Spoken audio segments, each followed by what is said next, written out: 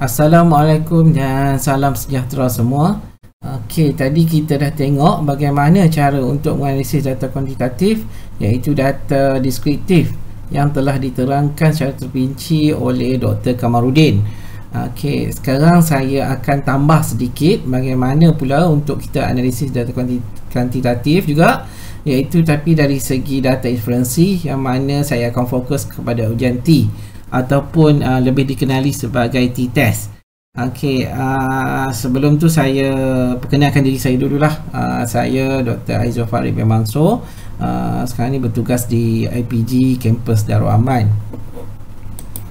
Okey, untuk bengkel kita hari ini kita akan fokus kepada dua ujian T saja, iaitu yang pertama kita akan tengok bagaimana nak analisis ujian T sampel bebas, ya.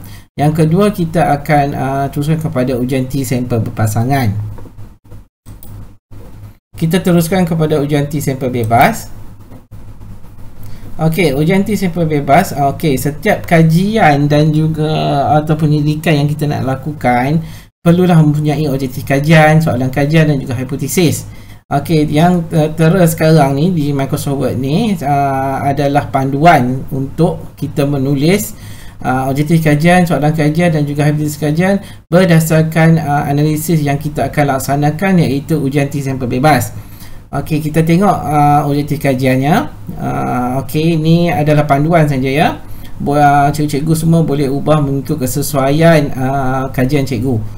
Okey, saya ingin mengenal pasti perbezaan pencapaian ujian fizik berdasarkan jantina pelajar. Okey, maksudnya kat sini saya akan mencari sama ada terdapat perbezaan pencapaian ujian fizik terhadap lelaki dan perempuan untuk pelajar saya tu. Okey, so daripada objektif kajian tersebut akan terbinanya soalan kajian. Jadi soalan kajian, yang panduan soalan kajian yang saya buat ni seperti berikut.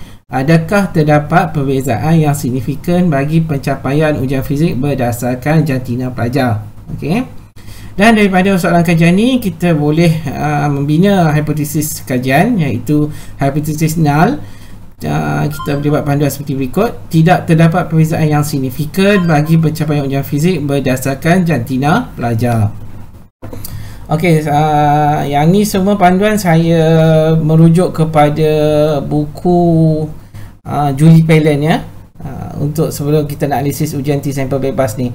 Baik, untuk kita tulis dalam SPSS, okey, kita perlukan data seperti ini. Okey, ni contoh nah. Okey, contoh saya dah takbir ujian fizik bagi pelajar SMK Sajaya Samarahan Sarawak. Okey, ni sekolah yang first posting saya lah dekat Sarawak dulu. Okey, kita tengok dekat sini. Okey, since kita punya objektif kajian adalah untuk tengok jantina ada perbezaan terhadap ujian ataupun tidak yang fizik tu. Jadi saya akan buat sini lah. Kiranya data yang kita perlukan adalah macam ni je. Lelaki, perempuan dan juga markah ujian mereka.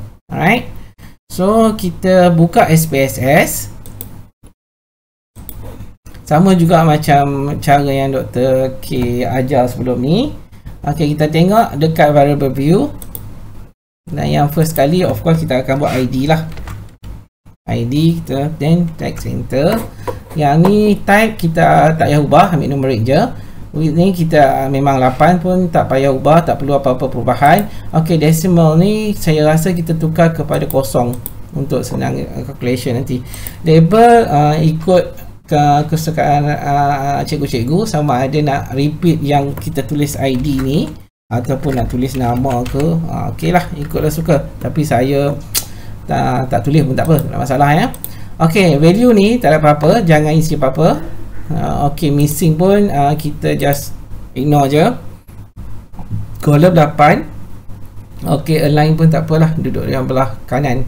Right. Okey, yang ni kita boleh pilih scale. Okey, yang kedua sebab kita buat sampel bebas dan objektif kajian kita adalah jantina, jadi kita boleh letak jantina. Alright. Okey, numeric juga tak ada masalah, jangan ubah. Okey, decimal kita buat kosong. Label kalau tulis jantina pun boleh dekat sini, nanti dia akan paparkan dekat kita punya output. Okey, saya tak tulis lah. Okey, dekat sini value value dia kita ada lelaki dan jantina, jadi kita kena assume dia dekat SPSS ni sebagai nombor. Contoh satu, saya ambil lelaki ya,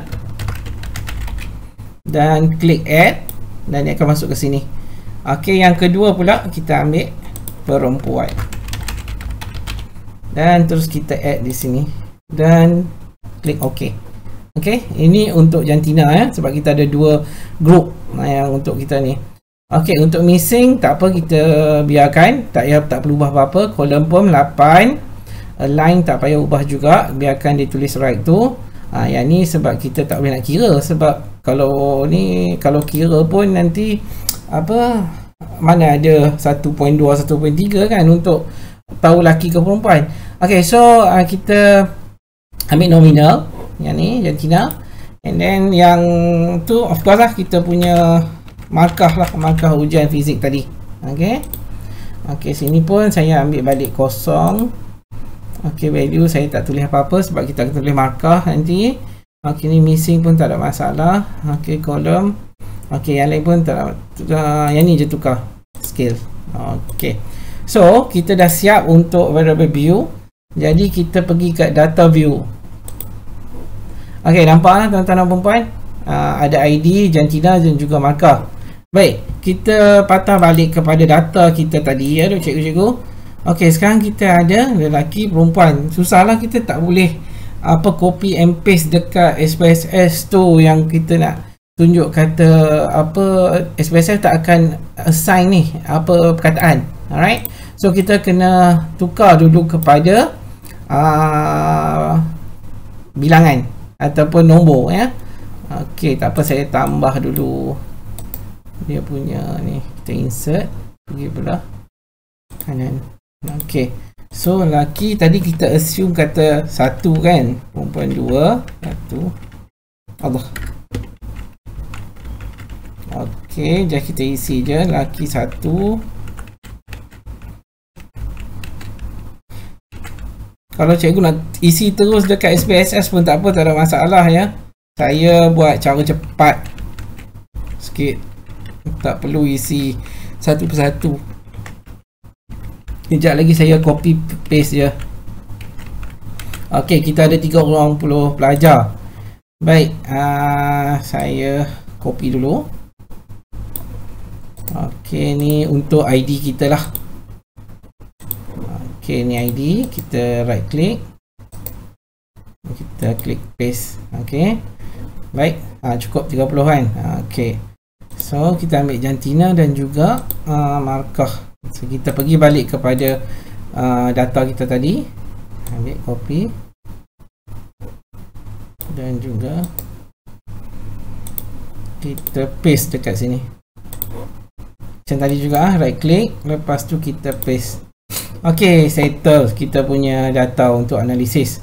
Ok, bagi analisis objektif sampel bebas, cara dia senang saja. Kita klik dekat analyze atas ni, nampak? Kita pergi ke compare mean dan terus tengok independent sample t-test, klik dekat situ. Ok, kita tengok dekat sini lah, test variable adalah markah. Kita nak check tadi, kita nak tengok ada different ke tak. Ok, jantina kita pergi kepada grouping variable. Ok, lepas tu dia buat tanda soal tu kan, nampak? Jadi kita kena define group. So group 1 satulah tadi sebab jantina lelaki, yang group 2 adalah perempuan. Kita buat yang tu ya. Lepas dah tulis yang tu, kita klik continue. So dah masuk yang ni betul, kita klik saja OK, dan ni result dia. Ok, so saya ulangi sekali lah. Kita pergi kepada analyze, ambil compare mean.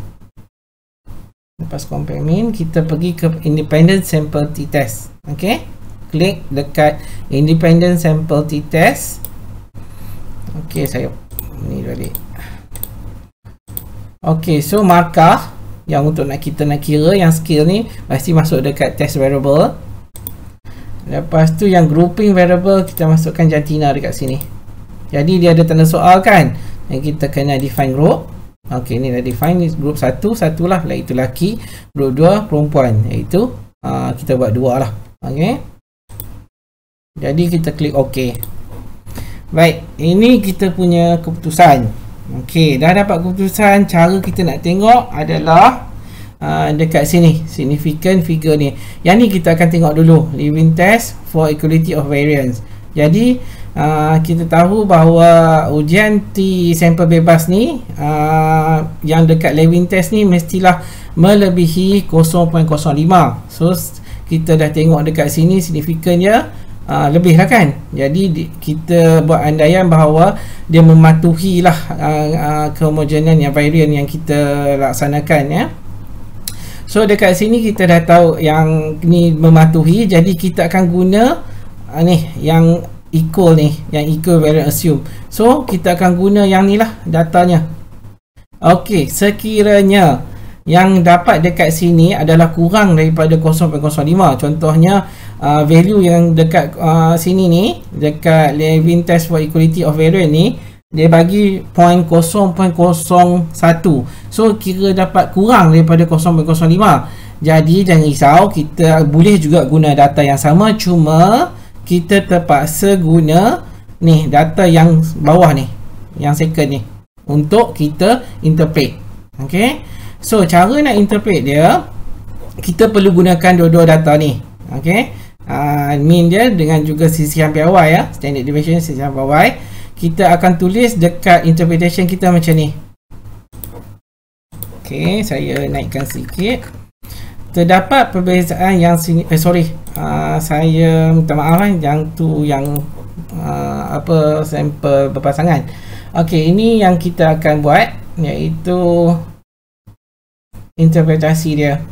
Ujian T sampel bebas menunjukkan terdapat perbezaan yang signifikan bagi lelaki. M dia berapa, min dia, dan juga sisihan dia berapa. Ni panduan ya daripada buku Julie Pallen tu juga, cara untuk menulis apa yang kita hasil dapatan analisis kita.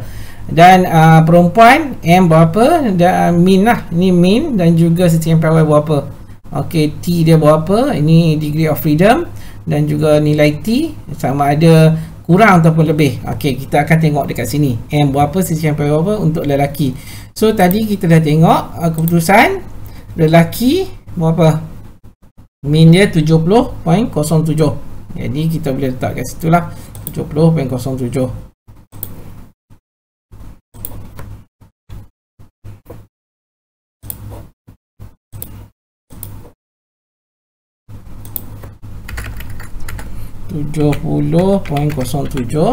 Dan sisihan PY dia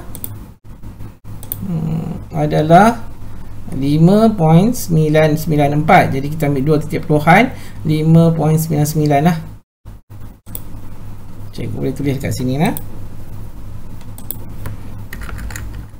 5.99. Okey, untuk perempuan pula kita check balik, 81.47.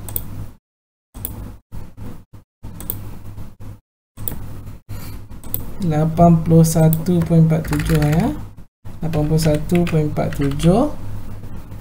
Dan kita tengok pula sisihan PY 5.397. So 5.40 lah pada 2 titik peluhan 5.40, 5.4. Okey, ni kita dah dapat. Okey, kita akan tengok nilai T dia berapa. Kita tengok dekat data nombor 2. Maksud kita tadi, kita dah tahu kan sini adalah lebih daripada 0.05. Maksudnya kita akan refer kepada data yang baris yang pertama ni.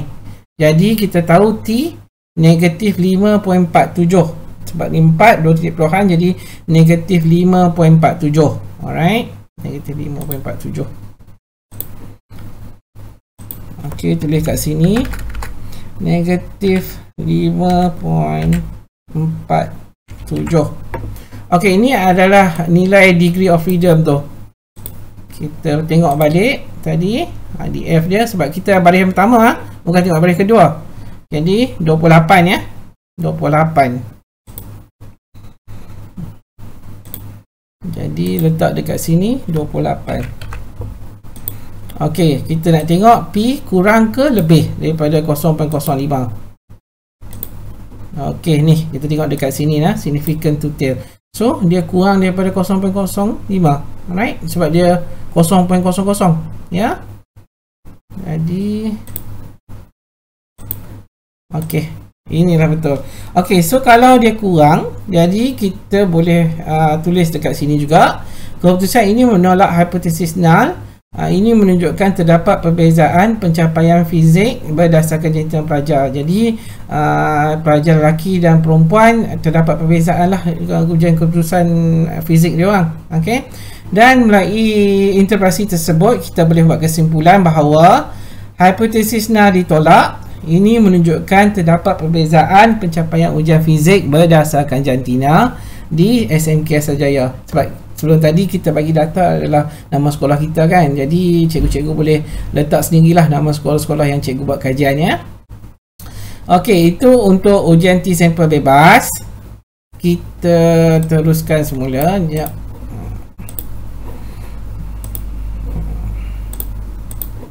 Okey, kita akan ke ujian T sampel berpasangan pula ya.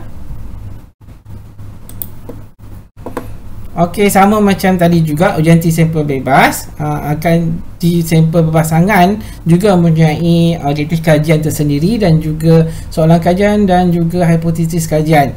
Okey, ini sebagai panduan cikgu-cikgu semua yang kita tengok pula objektif kajian untuk ujian T sampel berpasangan. Okey, untuk objektif kajian, mengenal pasti perbezaan pencapaian ujian pra dengan ujian pencapaian pasca bagi mata pelajaran fizik. Okey. Jadi kita buat 2 kali takbir test ujian yang kita lakukan kepada student kita tu. Maksudnya dekat sini sebelum kelas kita buat satu ujian fizik, and then kita ajarlah dia orang katanya buat intervensi. Contohnya kita ajar cara guna pembelajaran berasaskan masalah ke dengan pelajar-pelajar, dan next punya kita tengok pula takbir lagi sekali ujian yang sama kepada murid kita yang tentang fizik, pelajaran fizik tersebut. Jadi kita akan nak tengok macam mana intervensi kita itu, iaitu pembelajaran berasaskan masalah tu okey ke tak, kiranya akan naik ke ataupun akan turun dia orang punya prestasi pencapaian ujian fizik ni. Okey. Okey, dan berdasarkan objektif kajian tersebut juga kita boleh buat soalan kajian seperti berikut. Adakah terdapat perbezaan yang signifikan antara pencapaian ujian pra dengan ujian pasca bagi mata pelajaran fizik? Okey. Daripada situ kita boleh buat hipotesis nol, iaitu tidak terdapat perbezaan yang signifikan antara pencapaian ujian pra dengan ujian pasca bagi mata pelajaran fizik. Okey, ini sebagai panduan juga ya. Baik, ni data yang kita dapat. Okey, actually data ni yang tadi tu yang samalah. Jadi kita boleh tambah untuk kolom yang ni je lah, markah kedua. Okey, kita pergi kepada SPSS. Pergi dekat variable view, kita tambah yang ni, markah 2. Dan kita ubah yang ni saja. Serta yang ni kita ambil scale. Alright. So kita pergi kat data view. So ada tempat untuk kita isi ya. Cikgu-cikgu nak isi satu persatu pun tak apa, tak ada masalah. Ataupun cikgu boleh copy dan paste je data yang kita ada. Contoh yang ni ya. Saya copy yang sebelah sini. Okey. Copy. Dan saya paste di sini. Okey, nampak benda yang samalah tadi sebab kita tak ubah pun. Okey.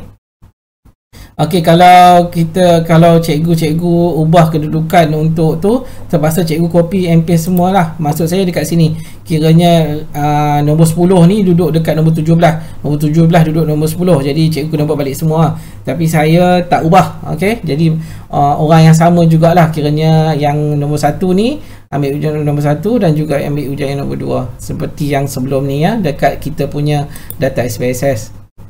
Baik, cara menganalisis dia senang saja juga. Kita pergi kepada analyze dan kita cari compare mean dan kita ambil pair sample t-test. Okey. Okey, so sekarang kita nak tengok variable 1 dan variable 2. Mesti ada markah lah kiranya. Kita pergi dekat markah 1, kita masukkan dekat variable 1. Untuk variable 2, kita pergi dekat markah 2, kita masuk dekat markah 2. Okey. Lepas tu kita tekan OK saja. Option ni tak perlu tukar apa-apa. Okey, jadi 95% pun okey lah sebab kita ambil 0.05 untuk signifikan kan. Okey, mari kita check. Okey, saya ulang lagi sekali ya. Kita klik analyze. Kita pergi compare means. And then kita ambil pair sample t-test untuk ujian T sampel berpasangan. Okey, yang ni saya patah balik jom. Okey, jadi kita pergi dekat untuk ambil variable ni, kita ambil markah, masuk sana 1. Okey, untuk variable 2 kita ambil markah 2, kita pergi situ. Okey. Dan kita klik OK. Dan dapatlah kita punya orang kata apa jadual yang t-test dah analisis ni. Okey, kita akan refer kepada dua jadual ni. Baik, satu yang jadual nombor 1 dan yang kedua kita akan tengok jadual yang kedua ni. Baik, kita tengok pula cara nak analisis interpretasi data ujian T sampel pasangan. Okey, ini yang kita panduan sebagai penulisan untuk keputusan yang kita dapat. Terdapat perbezaan yang signifikan antara ujian pra, iaitu kita akan tengok sekali berapa mean dia dan juga sisihan PHY, dengan ujian pasca, mean berapa dengan sisihan PHY berapa. Ni macam yang tadi juga kita akan tengok T sama dengan berapa, ni degree of freedom, dan juga P value dia sama ada kurang ataupun lebih. Kita tengok dekat jadual yang kita dapat tadi ya. Okey, baik, kita tengok sekarang. Mean dia macam tadi juga 75.77. So sekarang tengok yang pasca 84.47. Sisihan PHY dia yang untuk ujian 1 pra 8.06, dan untuk ujian pasca kita tengok 6.29. Kiranya kalau 2 titik peluhan 6.30 lah. Okey. So kita boleh isi dekat kita punya panduan keputusan interpretasi data kita selepas dianalisis oleh SPSS. Okey, tadi kita tengok okey, ni 75.77 ujian pra nah. 75.77 dan sisihan PHY 8.06. 8.06. Okey, kemudian kita pergi kepada ujian pasca 84.47 ni ya. 84.47. 84.47 dan sisihan PHY dia 6.30. 6.3 je lah. 6.3. Okey, kita tengok T dia berapa. Pergi ke bawah, T dia negatif 9. Sorry, kita tengok signifikan ke tak. Jadi kita tahu dia 0.05 lah, dia kurang kan. So dia kurang daripada 0.05. Jadi nilai T dia adalah negatif 9.97. Negatif 9.97. Kita letak dulu nilai T dia. Negatif 9.97. Okey, P kurang daripada 0. Okey, signifikan. Okey, T degree of freedom kita tengok balik. Degree of freedom di F 29 lah. Okey, so this one jadi 29. Okey. Okey, ini menunjukkan terdapat peningkatan yang signifikan ujian pasca berbanding dengan ujian pra bagi pelajaran fizik. Kita boleh nampak lah kiranya selepas intervensi yang saya cakap tadi, contoh sebagai contohnya kita buat pembelajaran berasaskan masalah, yang mana mean untuk lepas dia orang buat intervensi tu meningkat 84.47 berbanding 75.77 sebelum ni. Okey, so sisihan PHY 6.3, yang ni pun 8.06. Jadi kita boleh tulis kesimpulan daripada interpretasi hasil dapatan analisis sampel T berpasangan ni. Kita boleh katakan hipotesis kita ditolak lah, sebab ni P kurang daripada 0.05. Jadi ini menunjukkan terdapat perbezaan yang signifikan antara pencapaian ujian pra dengan ujian pasca bagi mata pelajaran fizik. Okey, itu je yang saya nak terangkan kepada kamu, bagaimana kita menulis analisis tentang ujian T sampel berpasangan. Saya kata tak ada masalah, kita boleh tulis seperti yang saya maklumkan sebelum ni dah. Dan sekiranya nilai P ni lebih daripada 0.05,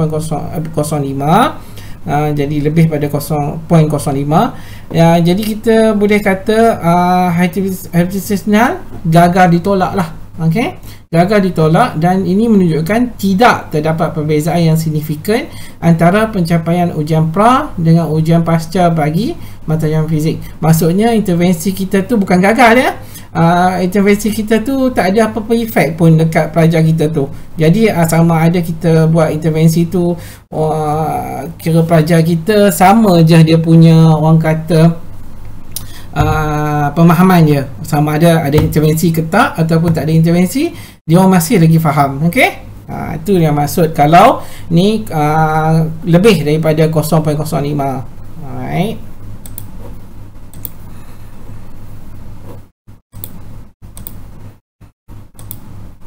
Okey, saya rasa itu saja penerangan saya tentang ujian T sampel bebas dan juga ujian T sampel berpasangan. Okey, sekiranya ada apa-apa pertanyaan ataupun soalan siapa yang dekat dengan kampus saya, iaitu IPG Kampus Rahman, insya-Allah boleh datang jumpa saya, boleh rujuk saya ataupun siapa-siapa yang dalam grup kami ni, insya-Allah. Okey, itu saja daripada saya semua. Sekian, terima kasih.